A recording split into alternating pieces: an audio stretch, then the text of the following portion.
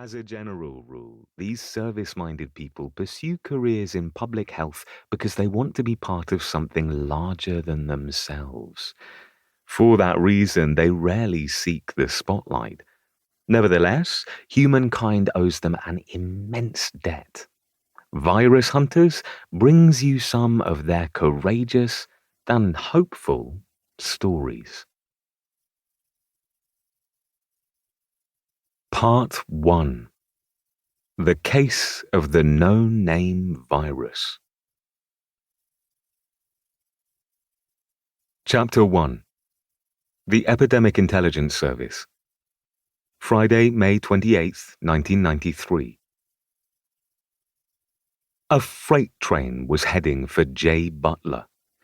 He rolled his bicycle to a stop, keeping a safe distance from the tracks at the Frazier Road rail crossing. Butler was pedaling from his home in Tucker, Georgia, to his office in Atlanta.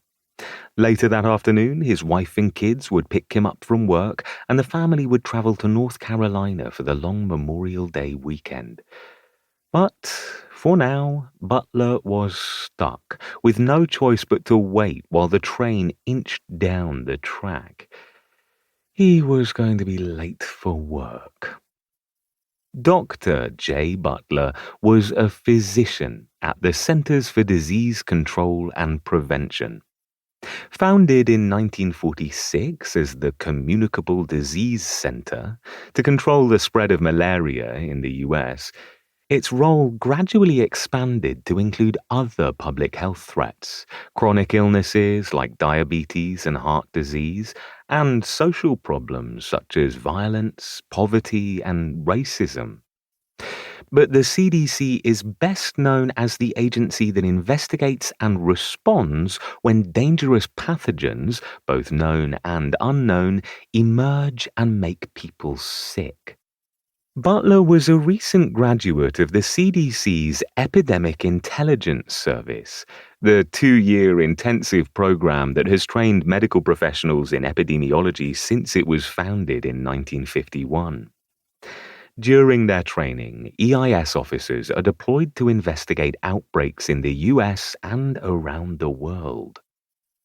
When Butler finally arrived at the CDC that morning in late May of 1993, he quickly stowed his bike, then hurried toward his office. A colleague stopped him and asked Butler to attend a meeting with Jim Hughes, director of the National Center for Infectious Diseases. For almost 2 weeks, the CDC had been following the outbreak of a mysterious respiratory illness in New Mexico.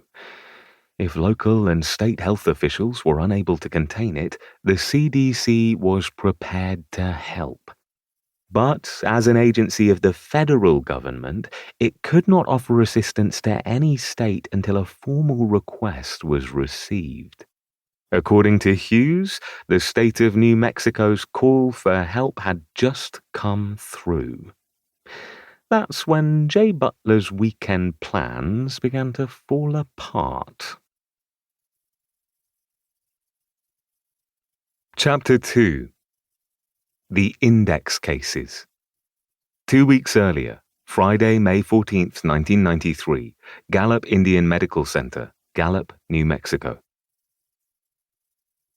19-year-old Merrill Bahi was the picture of health.